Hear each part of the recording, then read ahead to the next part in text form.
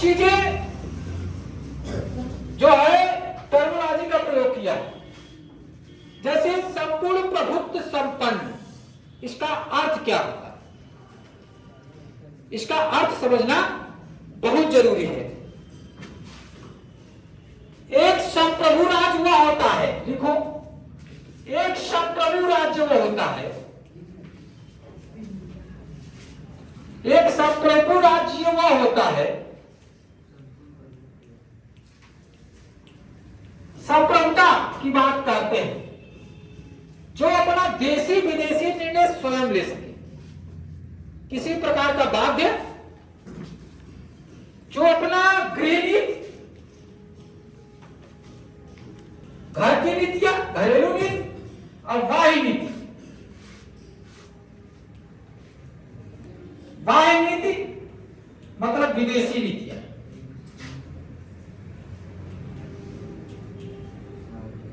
विदेशी नीति में निर्णय स्वतंत्र रूप से ले सके। मैं निर्णय, जो निर्णय ले वो किसी के अंदर नहीं, स्वतंत्र निर्णय ले, स्वतंत्र। पहले क्या होता था? मैंने आपसे ये बताया ना, पहले क्या, पहले हमारी देशी विदेशी निर्णय कौन लेते थे? अंग्रेज लेते थे। कौन लेते थे? क्योंकि हम उनके क्या हैं? उपनिवेश गुलाम थे। क्या थे? हमारी सभी सामाजिक आर्थिक सब कुछ निर्णय, राजनीतिक निर्णय कौन लेता था? अंग्रेज लेते थे। तो हमारी जो गृह नीति है, घरेलू नीतियां और विदेशी निर्णय, नीति का निर्णय कौन लेता था? कौन लेता था? अंग्रेज लेते थे। तो जो अंग्रेज गुलाम बनाया है, तो अपने पक्ष में लेगा कि विपक्ष में? बोलो, अपने पक्ष में लेगा, जो उसको लाभ होगा, जो उसको। तो हम कई प्रकार के निर्णय, अब जैसे अब निर्णय समझ लो, प्रथम विश्व युद्ध हुआ, भारत का मन नहीं था युद्ध में प्रवेश करने के लिए, ब्रिटिश का साथ नहीं देने के लिए था, तो जबरदस्ती ले लिया, है ना। द्वितीय विश्व युद्ध आया, भारत का निर्णय नहीं था, हम नहीं युद्ध में लड़ेंगे, लेकिन उनको क्या कर लिए? समाहित कर दिए बिना कहे। जो भी निर्णय लेते थे, कौन लेता था? डिसीजन कौन लेता था? अंग्रेज लेते थे। उदाहरण के लिए भी समझ गए ना। अब क्या हुआ? जब हम स्वतंत्र हुए, तब भी निर्णय अंग्रेज लेते थे, लेकिन जब हमारी संविधान पूरी तरह से लागू हो गया, 26 जनवरी 1950 को हम संप्रभु हो गए। 26 जनवरी लिख लो, 26 जनवरी 1950 को हम क्या हो गए? संप्रभु हो गए। क्या हो गए? प्रभुत्व संपन्न हो गए। तो अब संविधान लागू के लगभग 3 साल बाद, 3.5 साल बाद हमने क्या लिया निर्णय? तब हमारे पास आया ये संप्रभुता। क्या आया हमारे पास? मतलब हम अपनी देशी विदेशी गृह नीति की निर्णय कब से लेने लगे हैं? 26 जनवरी 1950। इसके पहले कौन लेता था? यही चीज फिर पूछ लेगा कि संप्रभु का अर्थ क्या है? एक राज्य जो संप्रभु है, उसका अर्थ क्या होता है?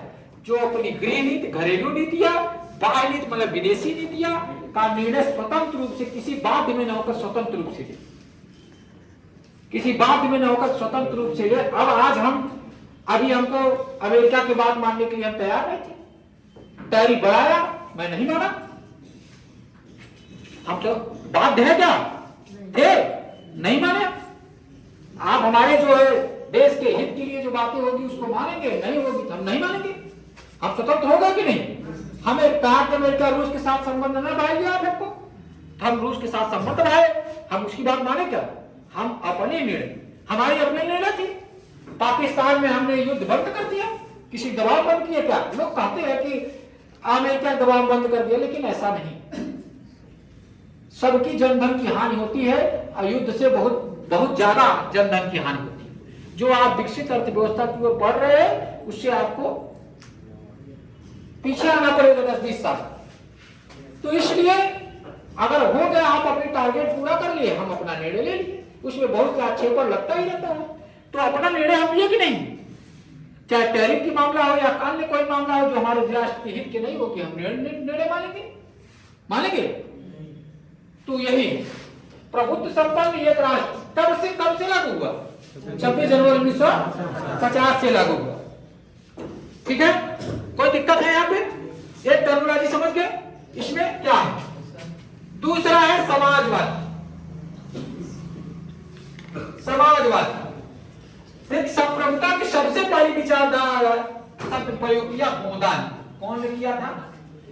बोधा ने सबसे पहले संप्रभुता शब्द की प्रयोग किया और यही संप्रभुता संविधान का प्राण है। क्या कहा जाता है? संप्रभुता भी संविधान की आत्मा क्या है? और अंबेडकर ने अनुच्छेद 32 को संवैधानिक सुधारों को संविधान की आत्मा माना।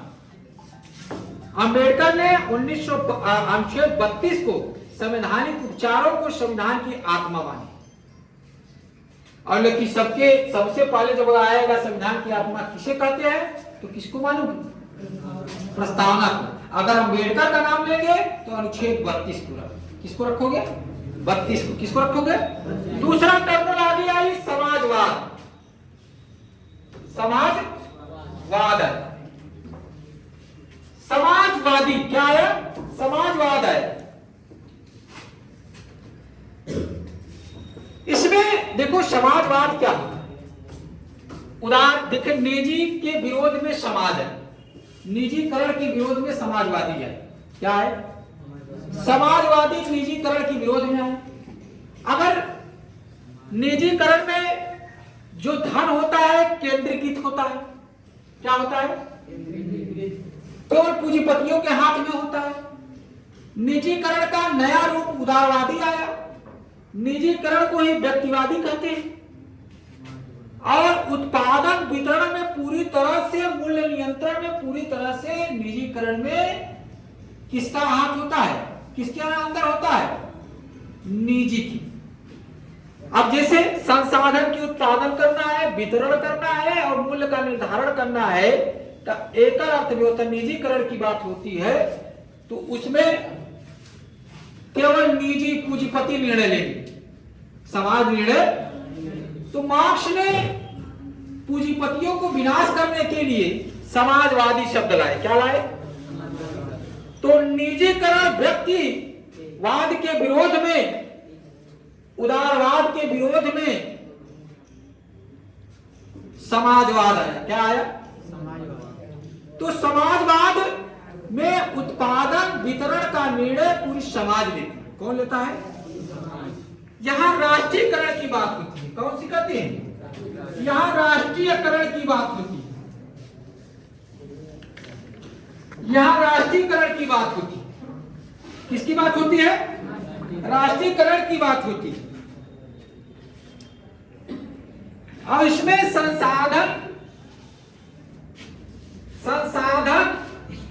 संसाधनों का वितरण, संसाधनों का वितरण, उत्पादन और विनिमय, उत्पादन और विनिमय में,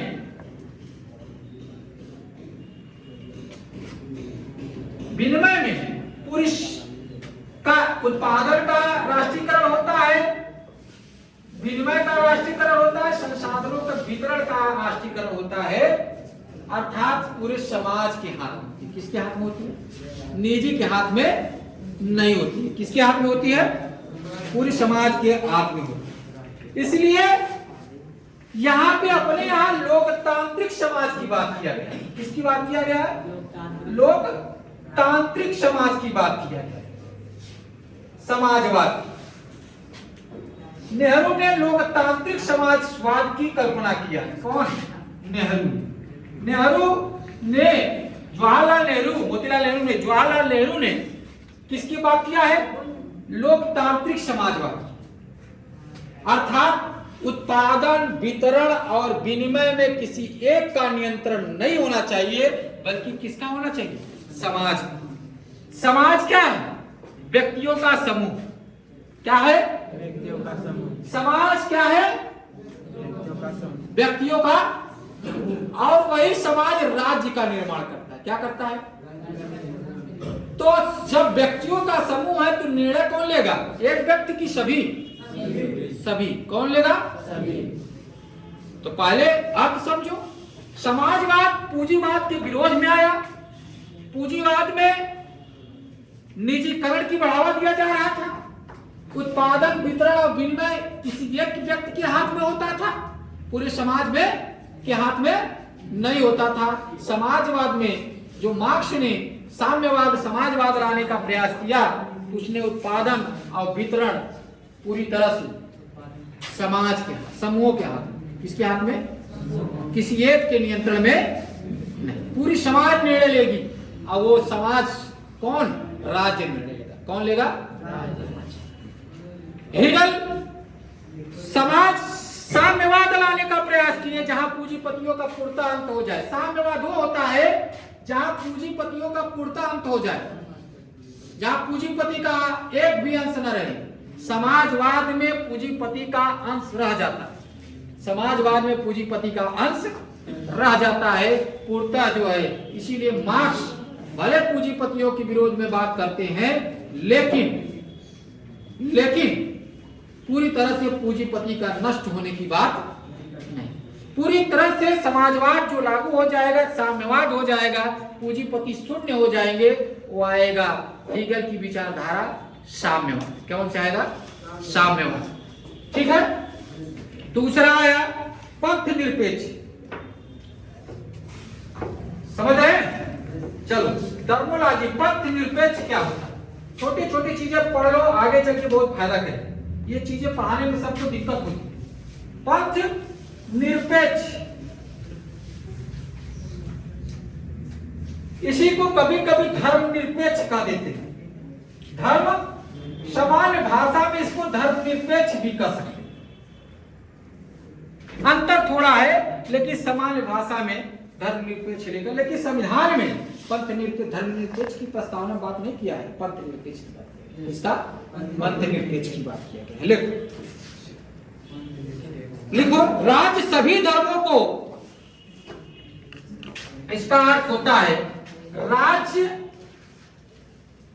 सभी धर्मों को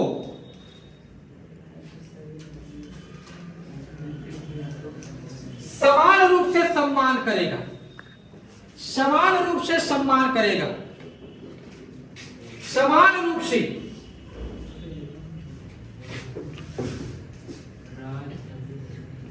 राज्य सभी धर्मों को समान रूप से सम्मान करेगा।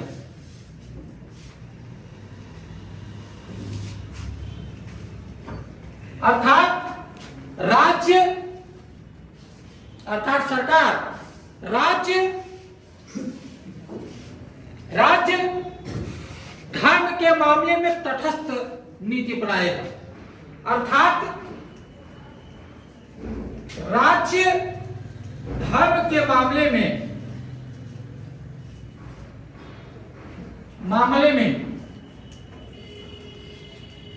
तटस्थ नीति अपनाएगा।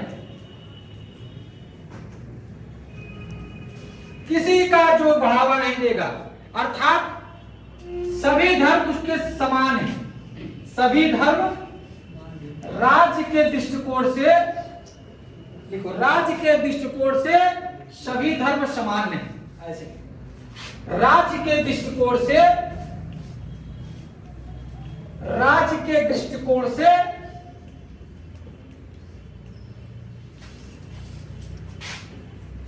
सभी धर्म क्या है? समान है। अर्थात राज्य का कोई धर्म नहीं है, ये भी पूछता है। अर्थात राज्य का कोई धर्म नहीं, राज्य का कोई धर्म नहीं।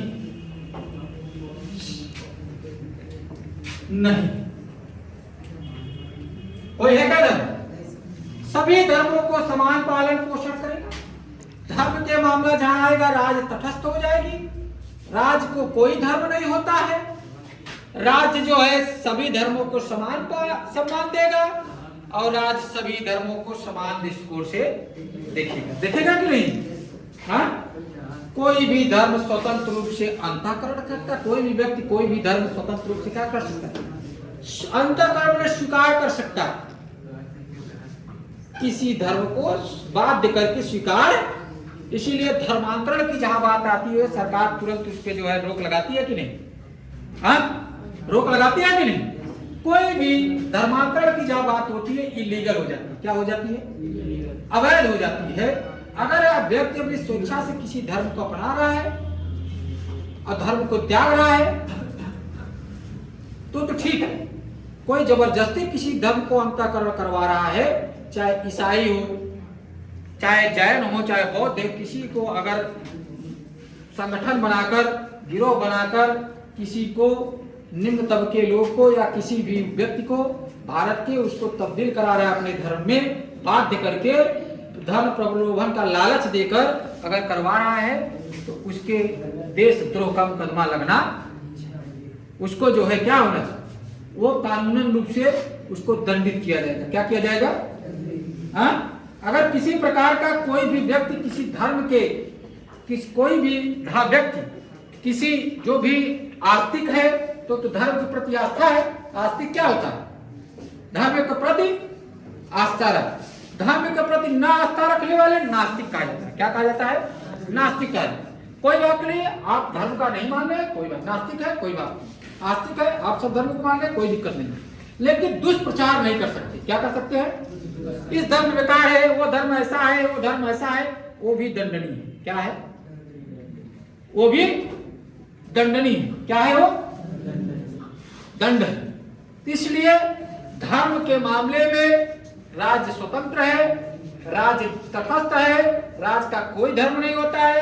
अगर कोई अंतःकरण करता है स्वतंत्र रूप से तो राज्य उसको स्वीकार करता है, अगर बाध्यकारी करता है तो उसको दंड देना है। समझ गए?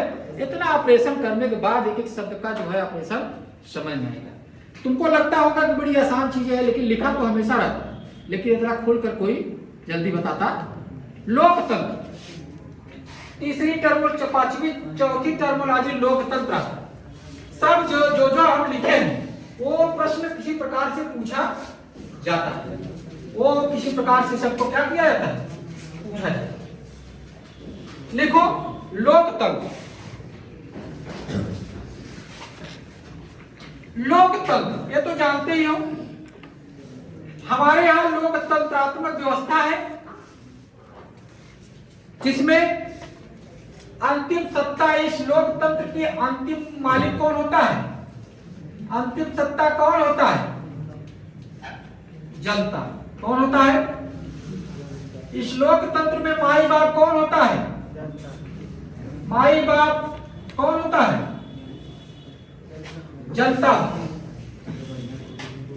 और इस लोकतंत्र में लोगों का शासन होता है, जनता अपने प्रतिनिधि को चुनता है, प्रत्यक्ष अप्रत्यक्ष रूप से वो चुनाव में भाग लेकर एक राष्ट्राध्यक्ष को चुनता है। ऐसे देश का संसदात्मक व्यवस्था है जो ब्रिटेन से लिए हैं। तो उसमें क्या होता है? जनता मालिक। लोकतंत्र में कौन मालिक होता है? माई बाप कौन होता है? हाँ? और ये जब तक ये लोकतंत्र जनता के सहमति पर आधारित होती है। किस पर आधारित होती है? यह जनता के सहमति पर आधारित होती है। जिसको वोट दे दिए उसका सरकार बन गई, जिसको सेलेक्ट कर लिए उसको सरकार बन गई। अभी देखो, एक तरह से तेजस्वी को पार्टी को इनकार कर दिए कि नहीं? सब सोचे थे कि हम सरकार बनाएंगे, लेकिन जनता उसको लाई, उनके नीतियों को, उनका फंडा को उनको लगे, उनका चार्टर को पसंद नहीं, उनको इनकार की कि नहीं? आतंक राज था पहले तो उसको स्वीकार नहीं कर रहे थे, जनता ने उनकी विचारधारा को स्वीकार नहीं किया। कांग्रेस पहले 75 वर्ष तक, 65-70 वर्ष तक शायद राज्य की थी, है कि नहीं? 65-70 वर्ष तक राज की कांग्रेस। तो कांग्रेस अपनी विचारधारा चला रही थी, तो कांग्रेस की सरकार बन रही थी। अब जो आए उनकी विचारधारा सही नहीं मिल पा रही है, तो जनता उसको क्या कर रही है? कौन सी निगलेक्ट कर रही है? लोकतंत्र। जनता कौन कर रही है? तो माई बाप कौन है लोकतंत्र? लोकतंत्र किसका शासन है? जनता का। लोगों का शासन है। किसका है? लोगों का शासन। तीसरा आता है गणराज्य। तीसरा जो टर्मोलॉजी है गणराज्य। गणराज्य एक एक अर्थ को समझो तब जाकर प्रस्तावना समझो और संविधान आगे चल के समझोगे। ये ना गणराज्य क्या है, हर चीज पूछा है। लिखो यहां पर राष्ट्राध्यक्ष अनुवांशिक नहीं होता है, मतलब राष्ट्रपति। राष्ट्राध्यक्ष अनुवांशिक नहीं होता है, अनुवांशिक नहीं होता, बल्कि क्या होता है, जनता के द्वारा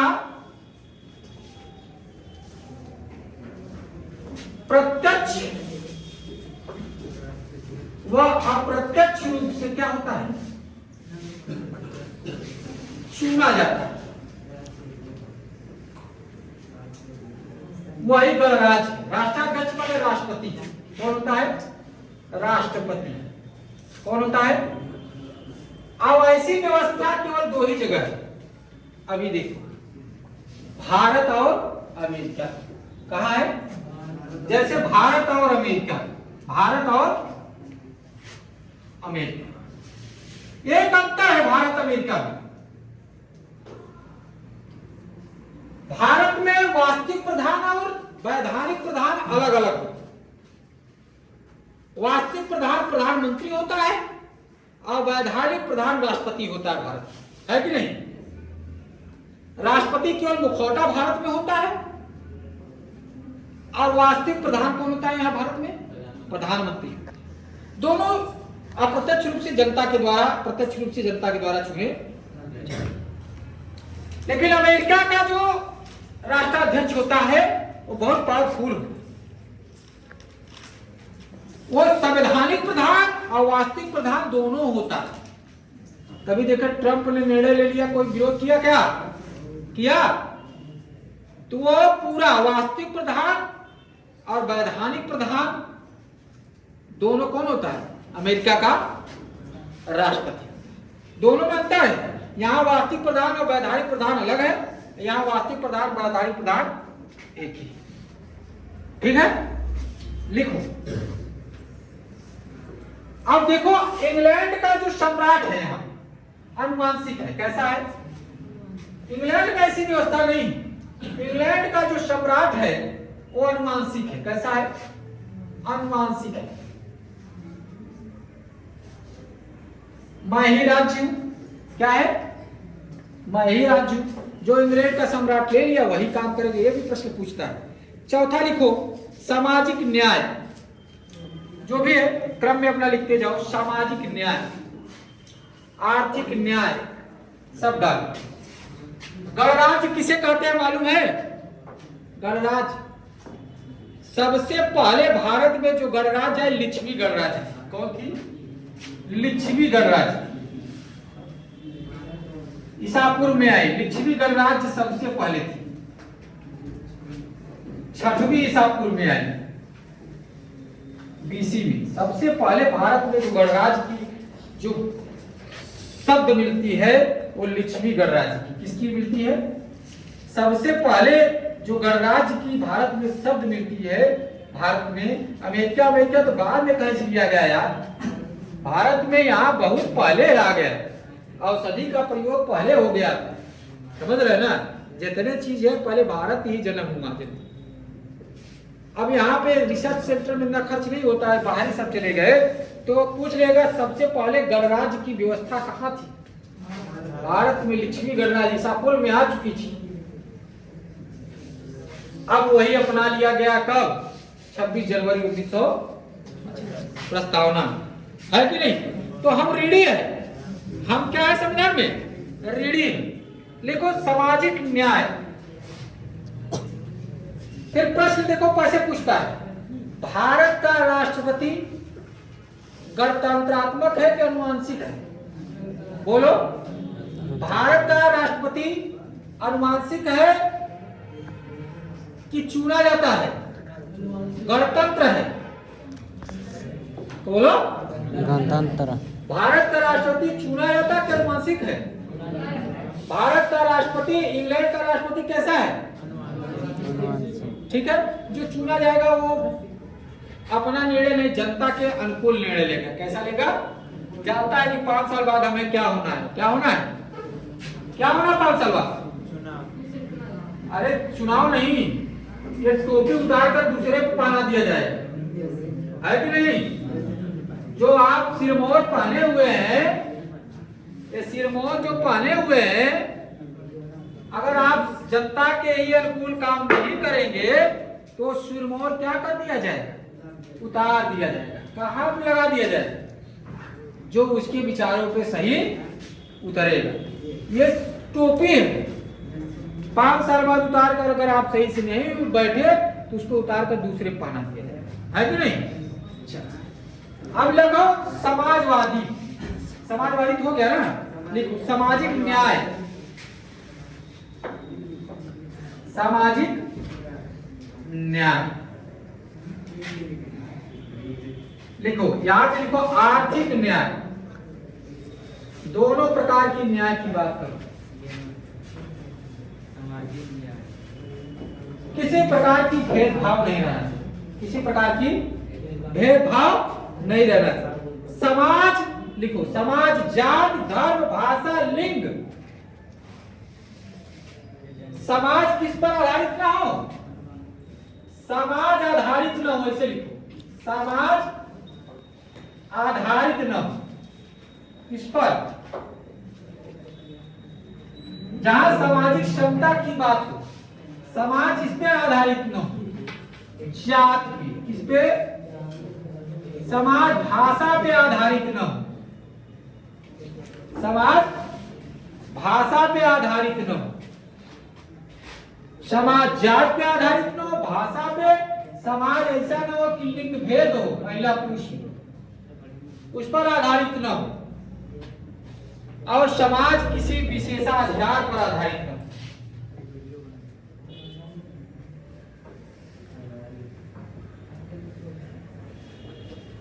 अगर इसका जात पर आधारित नहीं समाज होना चाहिए, भाषा पे आधारित समाज नहीं है, और लिंग पर आधारित समाज नहीं है, मतलब महिला पुरुष भेद नहीं, किसी विशेषाधिकारी पर समाज नहीं है, तो ऐसा सामाजिक न्याय मतलब सामाजिक समानता की बात है। कैसा? सामाजिक समानता की बात होती है कि नहीं? बोलो। चलो, और यही सामाजिक न्याय कल्याणकारी राज्य की आधारशिला रखती है। किसकी आधारशिला रखती है? यही सामाजिक न्याय आधारशिला रखती है। किसकी? सामाजिक कल्याण। किसकी?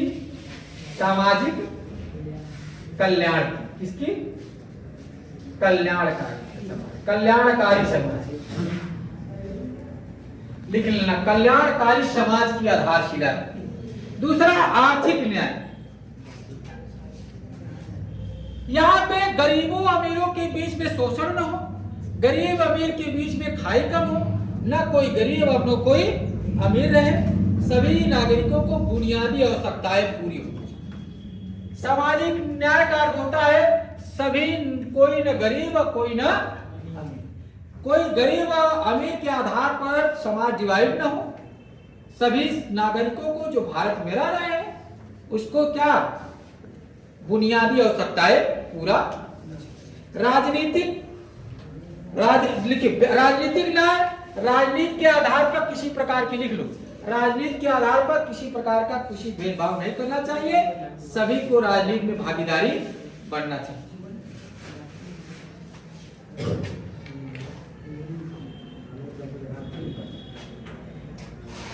व्यक्ति की गरिमा हमेशा ऊंचा रहना चाहिए, व्यक्ति की गरिमा क्या होना चाहिए? हमेशा ऊंचा रहना।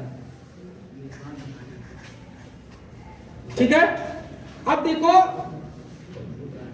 इस तरह की हमने जो मुख्य टर्मोलॉजी थी उसको हमने पढ़ा दिया। क्या कर दिया? पढ़ा दिया। क्या कर दिया?